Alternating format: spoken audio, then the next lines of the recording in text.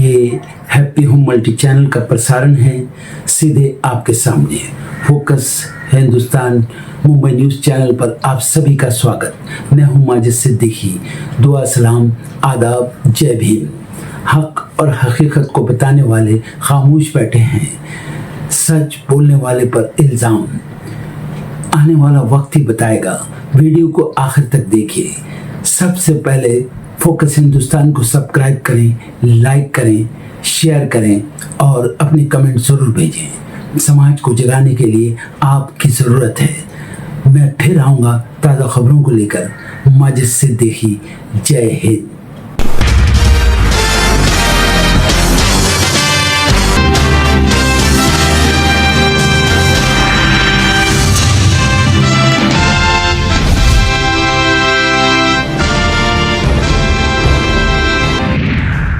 झारखंड में छात्रों का प्रदर्शन जारी, फूकेंगे सीएम हेमंत सोरेन और राहुल गांधी का पुतला। सीएम आवास के घेराव का भी ऐलान। पश्चिम बंगाल के पूर्व डिप्टी स्पीकर आशीष बनर्जी का निधन, पार्टी दफ्तर में फंदे से लटकी मिली बॉडी, ममता के थे करीबी। पीएम मोदी ने पूर्व पीएम अटल बिहारी को किया याद, कहा उनके विचारों और प्रयासों ने कई पीढ़ियों को किया प्रेरित। किसानों ने दिल्ली कूच का किया ऐलान, हरियाणा पुलिस ने खनौरी बॉर्डर पर बढ़ाई सख्ती। तेलंगाना के सीएम रेवंत रेड्डी का बड़ा आरोप, कहा बीआरएस ने सरकार गिराने के लिए तंत्र मंत्र कराया। नेता कर्नाटक तमिलनाडु के मंदिरों में जाकर कर रहे पूजा। केरल वाइस चांसलर मोहनन कन्नुम्मल का बयान, कहा वंदे मातरम विरोधी मां कौन नहीं जानते, माता पिता बच्चों को आदर्श नागरिक बनाएं। छात्र संगठनों ने आरएसएस एजेंडा बढ़ाने का लगाया आरोप। बार काउंसिल अध्यक्ष मनन मिश्रा ने लॉ स्टूडेंट से मांगी माफी, लेटर लिखकर कहा छात्रों को बात रखने की आजादी। बीते दिनों सीजेआई सूर्यकांत ने भी लगाई थी फटकार। राष्ट्रपति भवन का अमृत उद्यान आम लोगों के लिए खुला, समर एनुअल्स में अपराजिता, रुक्मिणी समेत कई खास आकर्षण। 15 सितंबर तक कर सकेंगे भ्रमण। कांग्रेस नेता पी चिदम्बरम का बड़ा बयान, कहा मुझे दिमागी नक्सल होने पर गर्व। 15 अगस्त को पीएम मोदी ने लाल किले से दिमागी नक्सल का किया था जिक्र। पूर्णिया के निर्दलीय सांसद पप्पू यादव पटना के गर्दनी बाग में 1 दिवसीय अनशन पर, सरकार को दी चेतावनी, मांगे पूरी नहीं हुई तो आंदोलन को अनिश्चितकालीन धरने में बदल देंगे। अपराध पर रोक की मांग। अमेरिका के आखिरी aircraft carrier USS George Washington ने छोड़ा प्रशांत क्षेत्र, पश्चिम एशिया के लिए हुआ रवाना। चीन को मिला खुला मैदान, जापान ताइवान की सुरक्षा को लेकर बढ़ी चिंता। कतर ने 6 महीने पहले जिंदा पकड़े थे 3 ईरानी पायलट, तेहरान का बड़ा खुलासा। International committee of the red cross से पायलटों को रिहा करने की लगाई गुहार, दोहा ने खारिज किए आरोप। रेड लाइन पर भारत के खिलाफ जंग, पाकिस्तानी राष्ट्रपति जरदारी ने बदल दिया देश का इतिहास और भूगोल। स्वतंत्रता दिवस के भाषण को लेकर हुई भारी फजीहत। पीओके में सेना की ज्यादती पर टूटा लोगों के सब्र का बांध, जेएसी का पाक आर्मी चीफ मुनीर को फाइनल अल्टीमेटम। सुरक्षा बलों की कार्रवाई के खिलाफ मुजफ्फराबाद तक मार्च निकालने की दी चेतावनी। म्यांमार में लाखों लोगों को खतरे में डाल रहा चीन, काचिन राज्य में मित्सोन हाइड्रो पावर प्रोजेक्ट दोबारा किया जा रहा शुरू, डूब सकता है सिंगापुर के बराबर इलाका। E20 पर फिर आई सरकार की सफाई, पेट्रोलियम और प्राकृतिक गैस मंत्रालय ने कहा सिर्फ एथनॉल वाले पेट्रोल से नहीं घटता माइलेज, कई और फैक्टर्स भी शामिल। छोटे टैक्स पेयर्स को मिलेगा अघोषित विदेशी संपत्ति और आय को घोषित करने का एक मौका। 16 अगस्त को खुलेगी ऑनलाइन विंडो, केंद्रीय प्रत्यक्ष कर बोर्ड ने किया ऐलान। लोगों का रसोई बजट हिला, सरसों का तेल 220 रुपए के पार। बारिश से बाधित सप्लाई की वजह से मूंगफली और पाम ऑयल की कीमतों में भी लगी आग, केंद्र सरकार के कंज्यूमर डिपार्टमेंट ने जारी किए रेट। भारत के एडवांस्ड मीडियम कॉम्बैट एयरक्राफ्ट कार्यक्रम को आत्मनिर्भर बनाने की तैयारी, रिलायंस और Rolls Royce IS-7 fighter aircraft programme को मिलेगी मजबूती। बॉन्ड बाजार के लिए बाजार नियामक सेबी का नया प्रस्ताव, रंग बताएंगे निवेश में कितना है जोखिम, साफ साफ लिखनी होगी चेतावनी। गीत नया गाता हूँ, गीत नया गाता हूँ, टूटे हुए तारों से फूटे वासंती स्वर, पत्थर की छाती में उगाया नव अंकुर, झरे सब पीले पात, कोयल की कुहुक रात, प्राची में अरुणिमा की रेख देख पाता हूँ। गीत नया गाता हूँ, गीत नया गाता हूँ।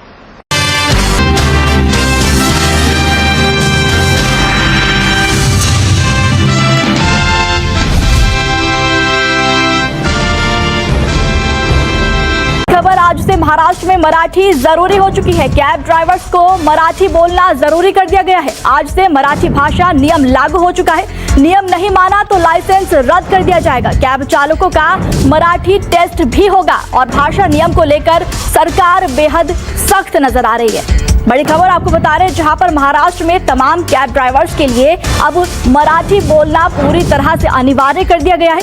ये नियम लागू कर दिया गया है कि हर कैब ड्राइवर, ओला, उबर, रैपिडो, हर कैब ड्राइवर को मराठी बोलने आनी बेहद जरूरी है। हालांकि इसके लिए सरकार ने प्रशिक्षण देने की भी बात कही थी, लेकिन आज से ये नियम पूरी तरीके से लागू हो चुका है।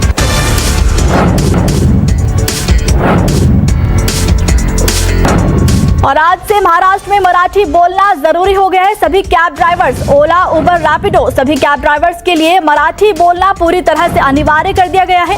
मराठी भाषा नियम लागू कर दिया गया है महाराष्ट्र में, और नियम नहीं माना तो लाइसेंस रद्द कर दिया जाएगा। 1946 में अंग्रेज भारत छोड़ने की तैयारी कर रहे थे, लेकिन बड़ा सवाल था, आजाद भारत एक रहेगा या दो अलग देशों में बटेगा। 16 अगस्त 1946 भारतीय इतिहास का एक बेहद दुखद दिन। इस दिन को प्रत्यक्ष कार्रवाई दिवस के रूप में जाना गया। मुस्लिम लीग ने 16 अगस्त 1946 को प्रत्यक्ष कार्रवाई के लिए देशव्यापी आह्वान किया था। कोलकाता में बड़ी सभाएं और जुलूस हुए, लेकिन जल्द ही शहर का माहौल बेहद तनावपूर्ण हो गया। इसके बाद शहर में भयानक सांप्रदायिक हिंसा भड़क उठी, जिसे इतिहास में ग्रेट कलकत्ता किलिंग्स के नाम से जाना गया। मुस्लिम लीग की मुख्य राजनीतिक मांग थी कि भारत के मुस्लिम बहुल क्षेत्रों को अलग राष्ट्र बनाया जाए, जिसे पाकिस्तान की मांग के रूप में जाना गया। 16 अगस्त की इस हिंसा में लगभग 5000 जानें गई। इतिहास हमें सिखाता है, नफरत नहीं, शांति ही सही रास्ता है।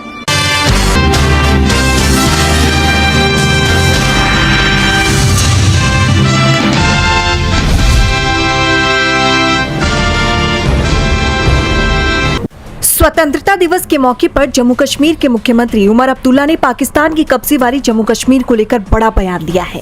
श्रीनगर में तिरंगा फहराने के बाद अपने संबोधन में उमर अब्दुल्ला ने एलओसी के उस पार के हालात का जिक्र किया और कहा, वहां की मौजूदा स्थिति को देखकर मुझे लगता है कि करीब 80 साल पहले भारतीय नेताओं ने जो फैसला लिया था वो बिल्कुल सही था। उमर अब्दुल्ला ने 1947 के उस दौर को याद करते हुए कहा, उस समय हमलावर खबरदार हम कश्मीरी हैं तैयार का नारा लगाने वाले लोग सही थे और उस दौर में दिए गए बलिदान पूरी तरह जायज थे। मुख्यमंत्री ने पीओके में रहने वाले लोगों को लेकर भी अपनी स्थिति साफ की। उन्होंने कहा कि एलओसी के दूसरी तरफ रहने वाले लोग भारत के लिए अपने ही हैं, कोई अजनबी या बाहरी नहीं। अगर 2019 में परिस्थितियां नहीं बदली होती तो संभव है कि आज उस इलाके के लोग भारत के साथ दोबारा जोड़ने की मांग को लेकर प्रदर्शन कर रहे होते। अपने संबोधन में उन्होंने जम्मू कश्मीर विधानसभा की उन 24 सीटों का भी जिक्र किया जो पीओके के लिए निर्धारित है। इन सीटों पर फिलहाल चुनाव नहीं होते, ये खाली रहती हैं। उमर ने उम्मीद जताई है कि किसी दिन वहां के लोग इन सीटों पर आकर अपना प्रतिनिधित्व करेंगे। ओम गंगणपतये नमः। सभी भक्तों को दूरवा गणेश चतुर्थी की शुभकामनाएं। ओम गंगणपतये नमो नमः। श्री सिद्धि विनायक नमो नमः। अष्ट विनायक नमो नमः। गणपति बाप्पा मोरया।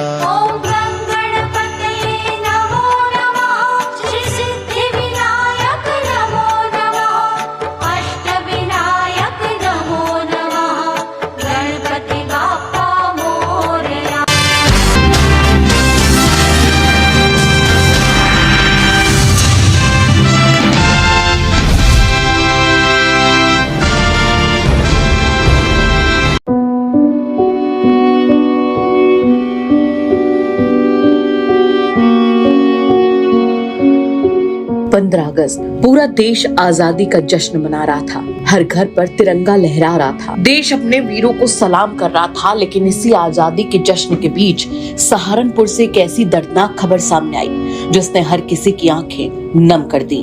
जिस अधिकारी ने अपनी पूरी जिंदगी देश की सुरक्षा में लगा दी, उसी स्वतंत्रता दिवस पर सड़क हादसे ने उनकी जिंदगी छीन ली। कुछ पल पहले तक जो अपनी मंजिल की ओर बढ़ रहे थे, उन्हें क्या पता था कि ये सफर उनका आखिरी सफर बन जाएगा। सहारनपुर के सरसावा थाना क्षेत्र में देहरादून पंचकुला नेशनल हाईवे पर झबीरन कट के पास शनिवार सुबह करीब 9:30 बजे आईटीबीपी के डीआईजी परमिंदर सिंह की स्कॉर्पियो अचानक अनियंत्रित हो गई। तेज रफ्तार स्कॉर्पियो पहले डिवाइडर से टकराई, फिर उसे पार करते हुए दूसरी लेन में पहुंच गई। सामने से एक स्विफ्ट डिजायर आ रही थी जिसमें एक परिवार हरिद्वार जा रहा था। कुछ ही सेकंड्स में दोनों गाड़ियों की इतनी भीषण टक्कर हुई कि दोनों वाहन पूरी तरह से क्षतिग्रस्त हो गए और उनमें बैठे लोग अंदर ही फंस गए। हादसे के बाद मौके पर चीख पुकार मच गई।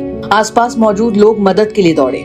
सूचना मिलते ही पुलिस भी मौके पर पहुंची। स्थानीय लोगों की मदद से गाड़ियों में फंसे लोगों को बाहर निकाला गया और सभी घायलों को तुरंत अस्पताल पहुंचाया गया। हर कोई बस यही उम्मीद कर रहा था कि शायद सभी की जान बच जाए, लेकिन किस्मत को कुछ और ही मंजूर था। बताया गया कि आईटीबीपी के डीआईजी परमिंदर सिंह मसूरी में ट्रेनिंग पूरी करने के बाद अंबाला जा रहे थे। उनके साथ उनका ड्राइवर रविशंकर और गनर जयराम भी मौजूद थे, लेकिन इस सफर मंजिल तक नहीं पहुंच सका। अस्पताल पहुंचने पर डॉक्टर्स ने डीआईजी परमिंदर सिंह और उनके ड्राइवर रविशंकर को मृत घोषित कर दिया। गनर जयराम के हाथ में चोट आई है और उनका इलाज जारी है। राजकीय मेडिकल कॉलेज में emergency medical officer doctor Nitin Jain ने बताया कि हादसे में 2 लोगों की मौत हो गई। वहीं दूसरी कार से आए 3 लोगों में से एक की हालत बेहद गंभीर है। कुछ घायलों के सिर और सीने में गंभीर चोटें आई हैं और डॉक्टर्स लगातार उनका इलाज कर रहे हैं। उधर दूसरी कार में सवार परिवार के लिए भी सफर कभी न भूलने वाला बन गया। गुरु नानक सिंह, देवेंद्र कौर और गुरनाम सिंह हादसे में घायल हुए हैं। इनमें से एक की हालत गंभीर बनी हुई है। जो परिवार हरिद्वार में माथा टेकने जा रहा था, वो अचानक अस्पताल के बेड पर जिंदगी की लड़ाई लड़ने को मजबूर हो गया। पूरे मामले पर पुलिस क्या कुछ कह रही है वो भी सुनवा देते हैं आपको। आज प्रातः 9:15 बजे के आसपास मुझे सूचना दी गई कि एक स्कॉर्पियो गाड़ी में पलट गई है लेन चेंज करके, और मौके से सब इंस्पेक्टर ने सूचना दी थी। श्रीनगर पोस्ट के आईटीबीपी के डीआईजी श्री परविंदर सिंह साहब अपनी राजकीय वाहन जिसका नंबर CH 01GA1502 है, उसी से आ रहे थे। उनके साथ गाड़ी वर्दीधारी उनका जवान चला रहा था जिसका नाम रविशंकर था। उनके साथ एक महिला था। गाड़ी असंतुलित होकर के अपनी लेन चेंज करके दूसरी तरफ आई। किन परिस्थितियों में असंतुलित हुई है उसके बारे में विवेचना से पता चलेगा। उधर से दूसरी लेन में आ रही, अपने सही साइड से आ रही एक स्विफ्ट डिजायर जिसका नंबर HR05 AR 8620 है। उधर से एक परिवार जा रहा था हरिद्वार की तरफ, उससे टक्कर हुई है। आमने सामने की टक्कर हुई है लेन में और गाड़ियां पलट गई हैं। मौके पर लोग भागे हैं। मौके पर 5 मिनट के अंदर पुलिस पहुंची। घायलों को अस्पताल लाया गया, जिसमें इस दुर्भाग्यपूर्ण घटना में आईटीबीपी के डीआईजी श्री परविंदर सिंह साहब और उनके चालक श्री रविशंकर की मृत्यु की पुष्टि की है यहाँ पर डॉक्टरों ने। और स्विफ्ट डिजायर के 3 और जो डीआई साहब के हमरा जवान वो ज्यादा घायल है, उसका इलाज चल रहा है। बेहतर इलाज के लिए सभी उच्च अधिकारी और मेडिकल कॉलेज से वार्ता की इलाज चल रहा है। ये दुर्भाग्यपूर्ण घटना है। बेहतर तरीके से अन्य चीजें कार्रवाई पोस्टमार्टम कराई जा रही है। असंतुलित होकर के गाड़ी आई है, किसी को बचाने में हुआ है, झपकी आई है या बारिश हो रही थी, किसी अन्य वजह से स्टीयरिंग से कंट्रोल छूटा है, अभी भी इस नाते विषय है। फिलहाल दोनों मृतकों के शव पोस्टमार्टम के लिए भेज दिए गए हैं। पुलिस दुर्घटना स्थल से साक्ष्य जुटा रही है और हादसे के सही कारणों का पता लगाने की कोशिश कर रही है। लेकिन एक बात तो साफ है कि इस जांच से किसी परिवार का दर्द कम नहीं होगा। सोचिए, जिस दिन पूरा देश अपने वीरों को सलाम कर रहा था, उसी दिन देश की सुरक्षा में अपना जीवन समर्पित करने वाले एक वरिष्ठ अधिकारी हमेशा के लिए इस दुनिया को अलविदा कह गए। घर में शायद उनका इंतजार हो रहा होगा। किसी ने सोचा होगा कि शाम तक वो लौट आएंगे, लेकिन घर पहुंची तो सिर्फ ये खबर कि अब वो कभी वापस नहीं आएंगे। सड़क पर बिखरा टूटा हुआ मलबा कुछ घंटों में हट जाएगा, हादसे के निशान भी मिट जाएंगे, लेकिन 2 परिवारों के जीवन में जो खालीपन आया है वो शायद कभी नहीं भर पाएगा। स्वतंत्रता दिवस की तारीख अब उन परिवारों के लिए कभी खुशी का दिन नहीं रहेगी। हर साल जब तिरंगा लहराएगा, राष्ट्रगान बजेगा और पूरा देश जश्न मनाएगा, तब इन घरों में सिर्फ एक खामोशी होगी और उन अपनों की यादें होंगी जो देश की सेवा करते करते एक दर्दनाक सड़क हादसे का शिकार हो गए।